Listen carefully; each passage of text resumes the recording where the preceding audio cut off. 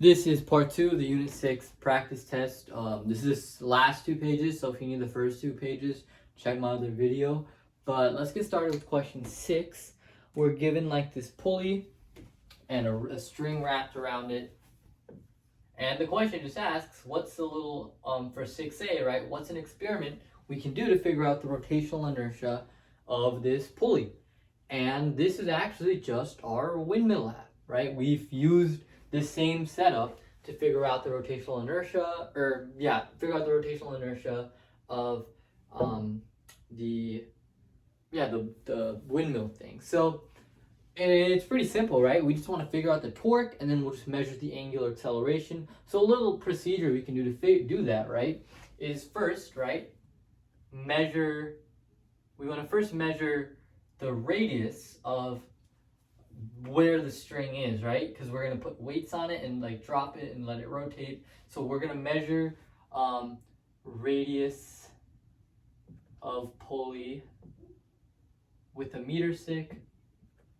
And when you're writing lab procedures, this is going to be a thing on the AP test. I would recommend saying what you're going to measure, and then with what you're going to measure it with, like with a meter stick, and then use a variable, right? R. So measure the radius with the meter stick as R, right? Next thing we want to do is then take a mass and measure the mass with, an electronic balance M. And once we take the mass, we're just going to attach it to string. Attach to string.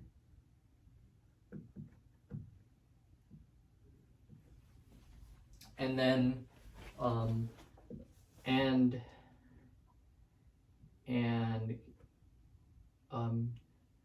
hang it from height h, and then drop mass and record time to drop with stopwatch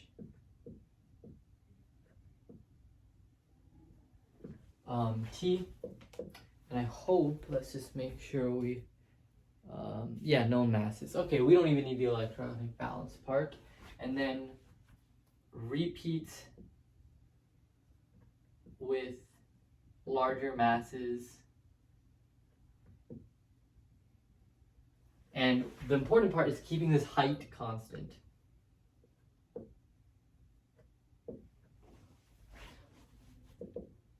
So I just wrote out literally the windmill lab, right? That's hopefully not too bad. How much time are we at? 3 minutes. Okay, not bad. I just wanted to check the time, but hopefully it's just the windmill lab. So hopefully that wasn't too bad. And the next part, right, our SCP-5 is figuring out how do we use this information to figure out like our graph, right? And to figure out, all our calculations. So we got our data. The first thing we want to do, right, because we need to, at the end goal is figure out alpha and torque net. And I know to figure out alpha, I got to figure out, the change in theta of the pulley for each trial. So the change in theta, is really just, I don't know if you can see it, right? We just use our bridge equation. Height is equal to change in theta times r. We measured r, we measured height, so change in theta is just height over r. Next, we want to figure out alpha. So to figure out alpha we just want to do our kinematics equation, right? Change in theta is equal to 1/2 alpha t squared plus omega naught t. Omega initial, right? It didn't start rotating, it's just 0. And then we can just, when we do the solving, right, we get that alpha is going to equal 2 times change in theta over t squared. So that's a little derived equation there. And now we got to figure out torque net. So to figure out torque net, I need force tension, right, with the string. To figure out force tension, I'm going to need the linear acceleration. So the linear acceleration is just alpha times r, pretty straightforward. Once we have the linear acceleration, we can figure out Ft by using Fnet, right? So Fnet equals ma. Our Fnet is going to be mg, right? Downward is mg minus Ft. So Ft is just going to be equal to mg minus ma. Awesome. And then to figure out torque net, it's just going to be that torque net is Ft times r. Awesome. So I just used that data, right? And really it's just Windmill Lab. This is kind of what we did for our lab. We figured out these equations, we plugged stuff in, and then we got the torque net and the alpha. So yeah, hopefully this is pretty straightforward. And then we're just gonna sketch the graph. So I'm gonna just take my eraser here and I'm just gonna erase this out. I'll keep the numbers here. And then for our graph, you have a couple options. I would just do torque net, right, over alpha, right? So if we were to graph it, to answer that next question, how could we use this graph to figure out the slope? Well, our slope is going to be the torque net, right? Our change in torque net over alpha. So our slope, right, if you think about torque net equals I alpha, right, divided by alpha, you get that this is just the rotational inertia. So you would literally just find the slope to figure out rotational inertia. And then the next question asks, the student repeats this experiment, but now they do the tension here, right? How would this change the graph? There's two ways to think about this. First of all is just mathematically, how would that change the graph? Well, think about it. When we pull the string here, our slope is a rotational inertia. By pulling the pulley here, we didn't change the rotational inertia, right? This full disc still has the same rotational inertia. That's the part that's rotating. So the slope stays the same. Our graph will not change. But let's think about it conceptually.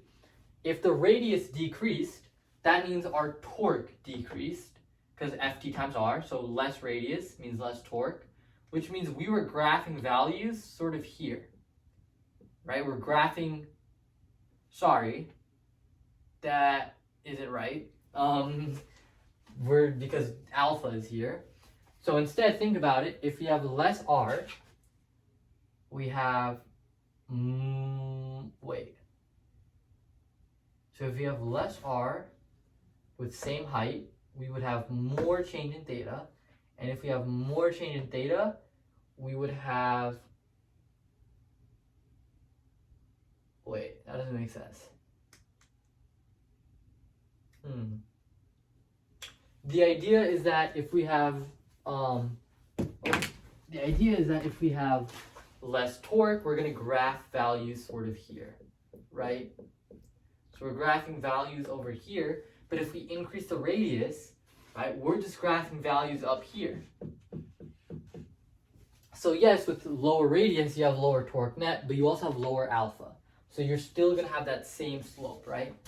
Because if torque net equals I alpha, less torque, less alpha, this would still stay the same. So that's kind of the key idea there. And let's finish off with the last page. So we have a hoop. It has a mass m, and it has a radius r. Starts from rest, takes 3 complete revolutions while going down the ramp. And if it takes t seconds, we want to figure out the angular acceleration. So we can just draw a picture real quick because we're going to need a picture anyways. If this is our hoop, do it like this. Our hoop with radius r. And we want to figure out what's the alpha. So let's think about it, right? to derive an equation for the angular acceleration, we have alpha is equal to, or wait, no. Well, we can use change in theta is equal to alpha 1/2 alpha t squared. The omega naught times t is 0, right? Because it's initially not rotating. So change in theta is going to be it's going to be 3 times 2 pi r. Sorry, it's just going to be, oh, I messed this up then. Okay, it's fine. It's just going to be 3 times 2 pi. It's 1/2 at squared. And then if we want to solve for alpha, so this would be 6 pi, right? Multiply both sides by 2 pi, you get 12 pi over t squared is going to equal alpha. And then if we want to figure out, okay, the linear acceleration is equal to alpha times r. So acceleration is just going to be 12 pi over t squared times the radius, right? So then you would just put the radius on top of here. So there you go, those are your equations. And we want to use that to figure out the torque net now. So the torque net equation is I times alpha. So, oh, I hope it was recording. There was like a low battery message. If it wasn't recording, I'm gonna be real annoyed. But torque net is equal to I alpha. So torque net. The rotational inertia of a hoop is mr squared. That is not something you have to memorize. I don't know why the problem didn't say that, but on your test, on the AP test, it'll tell you that. Mr squared times alpha is just 12 pi r over t squared. Oh, sorry. It's just 12 pi. Because we're doing alpha, right? So this is our derived equation for alpha. All right. So using this equation for part C, using that, what would the time factor be for a disk to roll? So the number of rotations are completed with the hoop is 4 times more massive with the same radius and linearly accelerates at 1/2 the rate. So we can just use this equation, right? So we can do proportional reasoning. We know this becomes 1/2, 12 pi r, this stays the same. And then we have the t squared. So in order to have 1/2 here and we want 1/2 here, this would need to be root 2, right? Because if we square it, because when we distribute the square, 12 pi r over 2t squared, right? This is the same as, 2t squared is the same as 1/2, right? Because if you were to multiply this whole thing by 1/2, you would have 2t.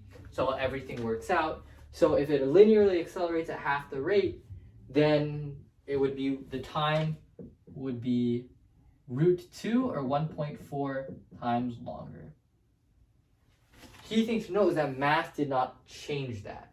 Mass is not in the equation. Mass did change, and the disk did change the alpha stuff, but it did not change the time. All right, now we just got to draw an FBD for this hoop. So hopefully this isn't too much of a surprise. FG acts at the center. We have our FN acting right here. And then we have force friction acting up the ramp. And if you're like, how do you know that force friction points up the ramp? That is actually question E, right? Explain how you determine. I was not even in the video, I'm sorry. But the question is explain how you determine the frictional force for your FBD. Well, it has, when you let go, it has an omega, right? It has an omega, not initially, but as it speeds up, it has an omega in the counterclockwise, and it's speeding up, so it has an alpha, right? It has an acceleration, an angular acceleration in the counterclockwise direction, and I know this because when they point in the same direction, right? When your omega and alpha are in the same direction, it's speeding up. It's in the counterclockwise direction, there needs to be a torque in the counterclockwise direction because torque net causes angular acceleration. So in order to cause a counterclockwise torque, there would need to be a friction force upwards. Yeah. So that's kind of the explanation there. And then last things last, the question asks, if the hoop is replaced with a solid cylinder, same mass, explain how the following quantities would increase, decrease, or remain the same, and why. So now the angular acceleration would increase, right? Because if it's a solid cylinder with the same mass, more of the mass is closer to the axis of rotation. Therefore, if it's closer to the axis of rotation, we know that it's easier to angularly accelerate, right? And we've seen that, right? When we've raced a cylinder versus one of the other things, the hoop, yeah. So it increases because it's easier to angularly accelerate. This is the interesting one though, and I'm honestly not sure. So if you want to chime in and tell me if I'm wrong, you can go ahead and do that. But I would say the net torque decreases by a little. And here's why I would say that. So if we have like a cylinder, right? So, a cylinder with the same mass, Fgx, minus the force of friction is the net force, so which is ma, right? If they have the same mass, then this is going to be the same, because this is just mg sine theta, right? This is going to be the same, but then for the cylinder, this gets bigger, right? So the only way that could get bigger if this didn't change is that this had to get smaller. This force friction had to get smaller. Now, torque is equal to force times radius, so if the force friction got smaller, that would have to mean the torque got a little bit smaller as well. And if we also think about, okay, torque net equals I times alpha, you might be saying, well, if this got smaller and then this got smaller, why didn't this stay the same? Well, if you think about it, F times R equals 1/2 mr squared times alpha. So when this, wait, now I gotta think about it. If it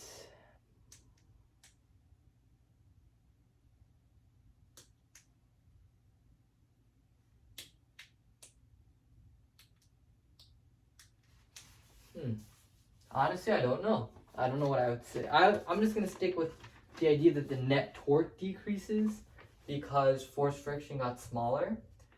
This would definitely be true if they told us the radius was the same for both of them, right? Because torque net is force friction times radius. So if, the force friction got smaller, radius is the same, then the torque net got smaller.